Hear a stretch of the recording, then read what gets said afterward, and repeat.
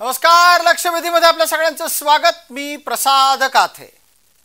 महाराष्ट्रात मराठा आरक्षणाच्यासाठी पुन्हा एकदा आंदोलन होऊ घातलेलं आहे आणि हे आंदोलन या वेळेला पोलीस परवानगीच्या शिवाय होऊ घातलेलं आहे। या आधी हे आंदोलन पोलीस परवानगीच्या सह झालं होतं आणि इतकंच नाही तर त्यावेळेला ते जिथं झालं होतं तिथल्या गावकऱ्यांचं सुद्धा त्याला समर्थन होतं।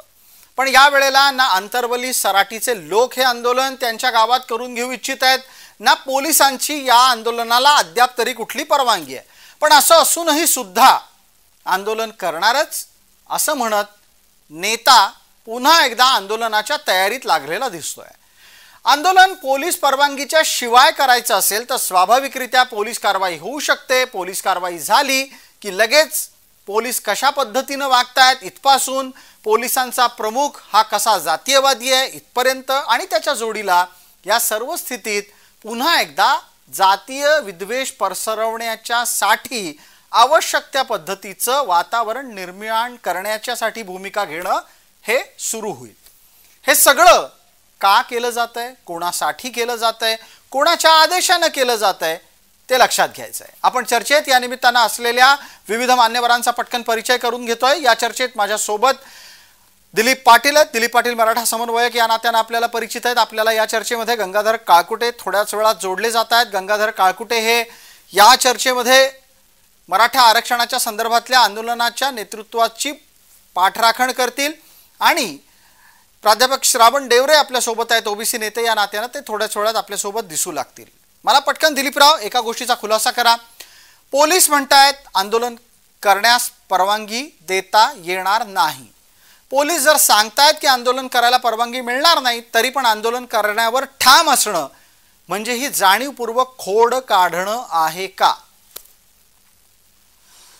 एक पहिलं लक्षात घेतलं पाहिजे की आपल्या जर संविधानात बघायला गेलं आणि आपल्या जर काही ह्याच्यात बघायला गेलं तर प्रत्येकाला आपल्या मागणीसाठी आंदोलन करण्याचा अधिकार आहे।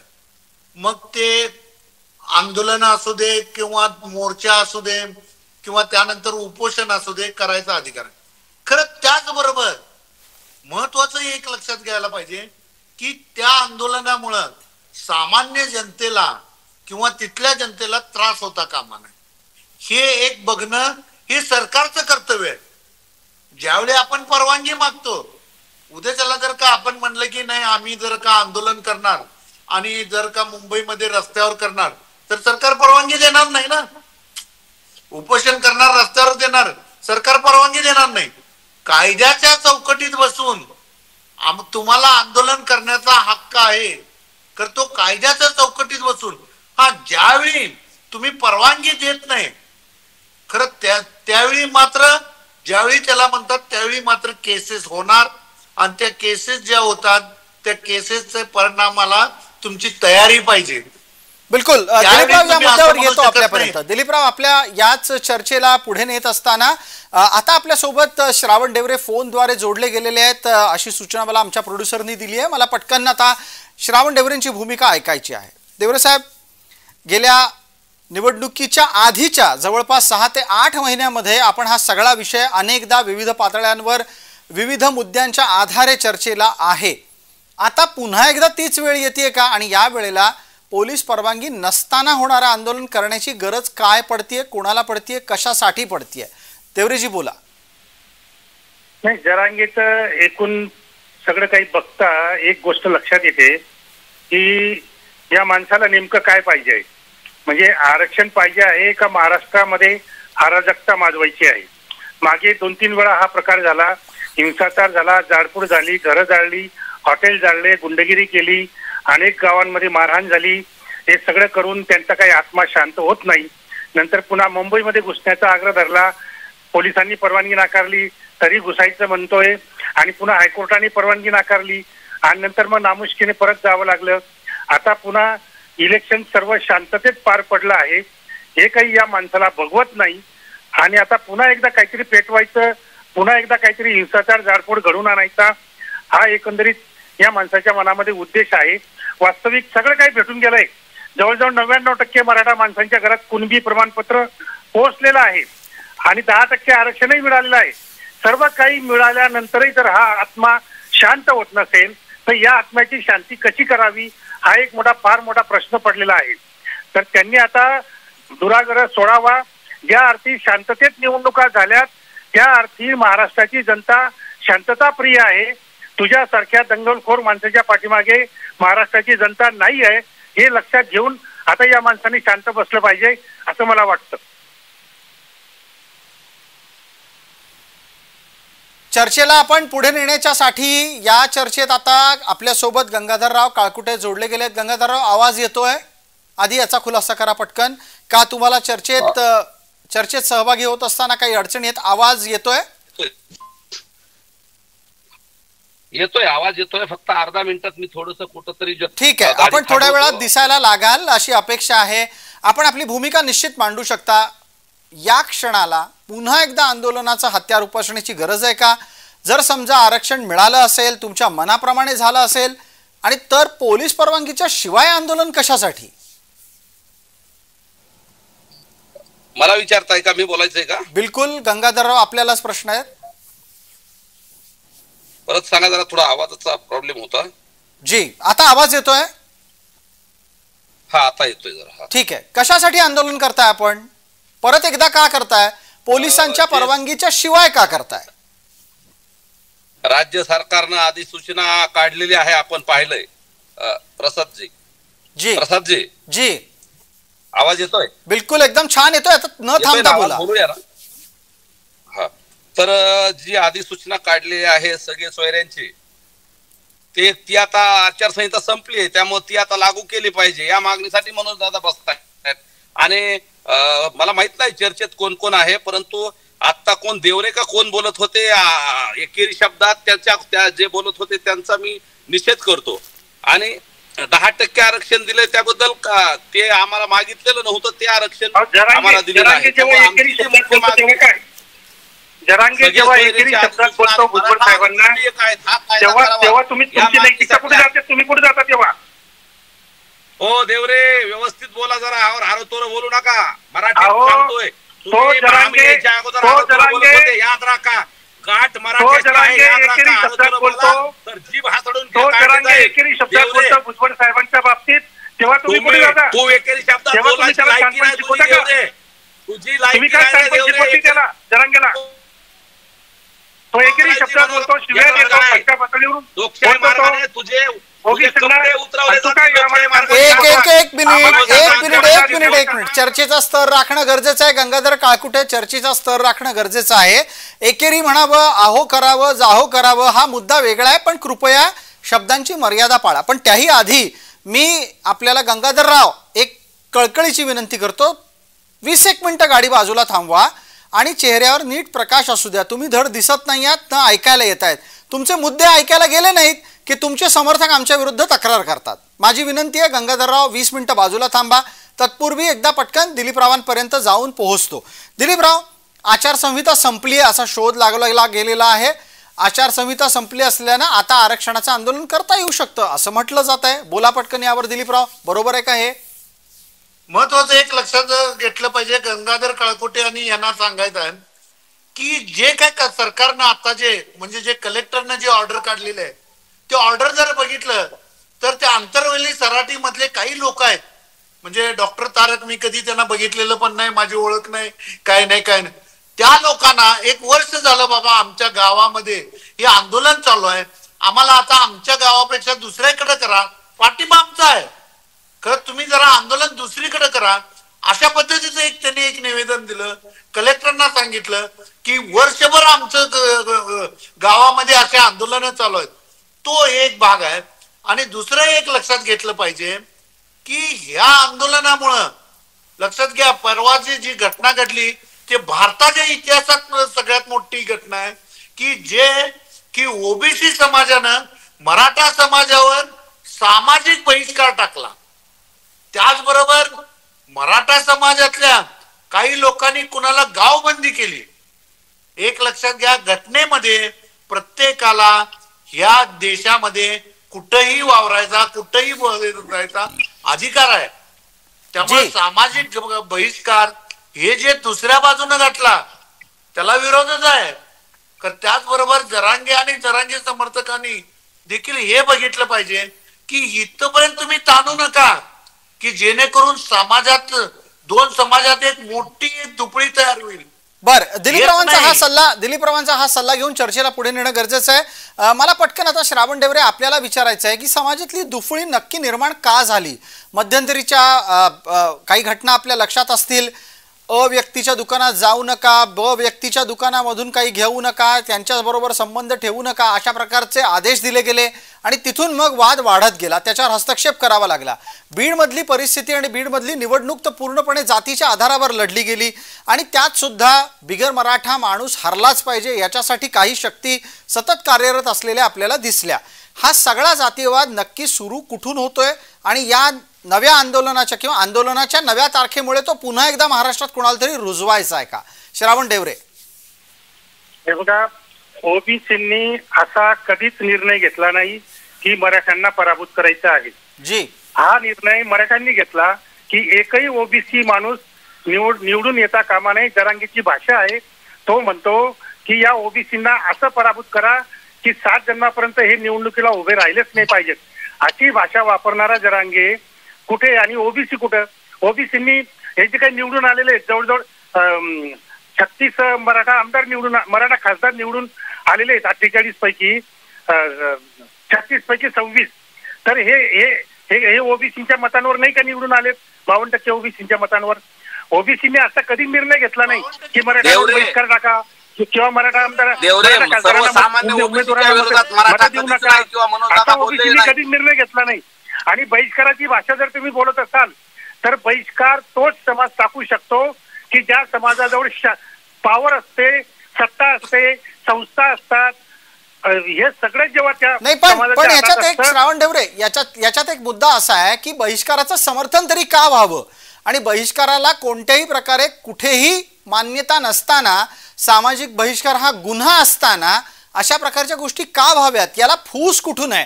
आणि मुळात परत परत तोच मुद्दा येतो, परवानगी नसताना आंदोलन करून अशा गोष्टी वाढवायच्या आहेत का? बहिष्काराला कुणीही समर्थन करू शकत नाही. संविधानाप्रमाणे बहिष्कार कुणीही कुणावर टाकू शकत नाही. पण ही जी काही मधल्या काळात काही ओबीसींनी बहिष्काराची भाषा जी वापरली, मला पूर्ण बोलू द्या, माझं झालं तुम्ही बोला. बहिष्काराची भाषा जी मधल्या काळात बहिष्काराची भाषा काही लोकांनी वापरली असेल तर ती त्यांच्यावर झालेल्या हिंसाचारामुळे उद्वेगापोटी वापरली असेल तर ती हिंसाचाराच्या क्रियेला ती प्रतिक्रिया आहे. प्रत्यक्षात ओबीसी कुठेही बहिष्कार टाकू शकत नाही आणि मराठा समाजावर तर अजिबात बहिष्कार टाकू शकत नाही. कारण सत्ता मराठ्यांच्या ताब्यात आहे, संस्था मराठ्यांच्या ताब्यात आहेत, कारखाने मराठ्याने कधीच त्यांच्यावर कोणी काय बहिष्कार टाकू शकताय? बहिष्कार तेच टाकू शकतात ज्यांच्या हातामध्ये सत्ता आहे. ओबीसींच्या हातात कुठली सत्ता नसल्यामुळे ते बहिष्कार टाकू शकत नाही. फक्त बहिष्काराची भाषा क्रियेला प्रतिक्रिया म्हणून केली जाऊ शकते. पण ओबीसी समाज हा मराठ्यावर कधी बहिष्कार टाकू शकत नाही. ही प्रत्यक्ष परिस्थिती आहे, ही तुम्ही आधी जाणून घ्या. त्यामुळे बहिष्काराचं समर्थन कोणी करू शकत नाही आणि आतापर्यंत बहिष्कार टाकण्याचं काम मराठा समाजाने केलेलं आहे. दलित समाजावर अनेक गावांमध्ये मराठ्यांकडनं बहिष्कार टाकला गेला आहे. तर बहिष्कार टाकण्याची परंपरा ही मराठा समाजाची आहे, ओबीसींची नाही. ओबीसींची नाही, मराठ्यांची परंपरा आहे बहिष्कार टाकण्याची. आतापर्यंत अनेक दलितांवर, अनेक दलितांच्या गावांवर, आदिवासींच्या वस्तींवर बहिष्कार टाकण्याचं काम या मराठा समाजाने केलेलं आहे. नामांतराचा इतिहास आपला ताजा आहे. नामांतराचा इतिहास जरा बघा. अनेक गावांवर बहिष्कार टाकले गेले, लक्षात घ्या, हे लक्षात घ्या. आणि विनाकारण मध्ये बडबड करू नका. माझं पूर्ण झाल्यावर तुम्ही बोला, मध्ये बोलू नका, मध्ये बोलू नका, थांबा जरा एक मिनिट. सगळ्यांमध्येच हस्तक्षेप करण्याची गरज आहे. कारण 2 आहेत. एक, चर्चेला वेळेची मर्यादा आहे. चर्चा 2 क्रमांक महत्वाचा आहे, भरकटू द्यायची नाही. मला एका गोष्टीचा खुलासा आता गंगाधरराव आपण करा. इतर सगळ्यांनी कृपया थोडंसं शांत बसा. आपण पूर्णपणे गंगाधररावांना संधी दिलेली आहे. गंगाधरराव, आवाज येतोय माझा सुस्पष्टपणे? आता उद्याच्या आंदोलनात आपण काय करणार आहात आणि हे किती दिवस करणार आहात आंदोलन? मला सांगायचंय उद्याचं आंदोलन हे लोकशाही मार्गाने आमरण उपोषणामुळे कुठल्याही जाती तेढ निर्माण होत नसते.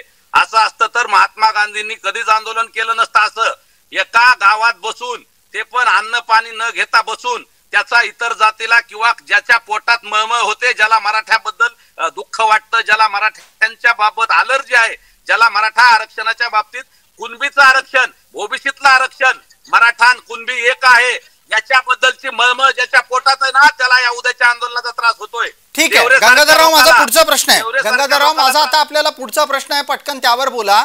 तुम्ही उद्याच्या आंदोलनातल्या कोणत्या प्रमुख मागण्या ठेवणार आहात? त्यात 1, 2, 3 करून 3 प्रमुख मागण्या सांगा. मनोजदादांनी त्या सगळ्या मागण्या आपल्याला सांगितलेल्या आहेत की सगळे सोयरेची अधिसूचना सरकारने काढली. सरकारने सांगितलं होतं की आता आम्ही आधी आचारसंहितेनंतर, लोकसभा झाल्यानंतर आम्ही ते करू. 4 तारखेला इलेक्शन झालेत, आता निकाल लागलेत. 4 तारखेला आता आचारसंहिता शिथिल झाली. आता काल कॅबिनेट पण घेतले. तर ती जी अधिसूचना आहे ती कायम करावी आणि मराठा कुणबी एकच आहे हा कायदा करावा, एवढीच मागणी आहे. आणि यासाठी दादा लोकशाही मार्गाने आंदोलन करतायत, कुठलाही हिंसक मार्ग नाहीये किंवा कुठल्याही जातीच्या बद्दल दादाने ओबीसी बद्दलही कुठल्या भ्रशब्द काढलेला नाही किंवा कुठल्याही बहिष्काराचं समर्थन केलेलं नाही किंवा कुठल्याही समाजावरती बहिष्कार टाका असं मनोज दादा किंवा मराठा समाजाने कधीच बोललेलं नाहीत. दिलीप भाऊ सुद्धा इथं आहेत, ते सुद्धा सांगतील. आता पटकन आपण पटकन वेळ मर्यादेकडे सरकतो आहोत. मला आपल्याला ती वेळ मर्यादा ओलांडायची नाहीये याची आठवण द्यायची आहे. मला तुम्ही एका गोष्टीचा पटकन खुलासा करा, तो असा, दिलीपराव, ज्या मागण्यांच्या साठीचाच वाद आहे त्या मागण्या परत केल्या जात आहेत. नक्की आरक्षणाचं आंदोलन कोणत्या दिशेला जाणार आहे? महत्वाचं असं आहे की ह्याच्यात 2-3 बाब आहेत की आता जे म्हणायला लागलेत की सगळे सोयरे जो आहे तो कुठल्या कायद्यात बसणार हो?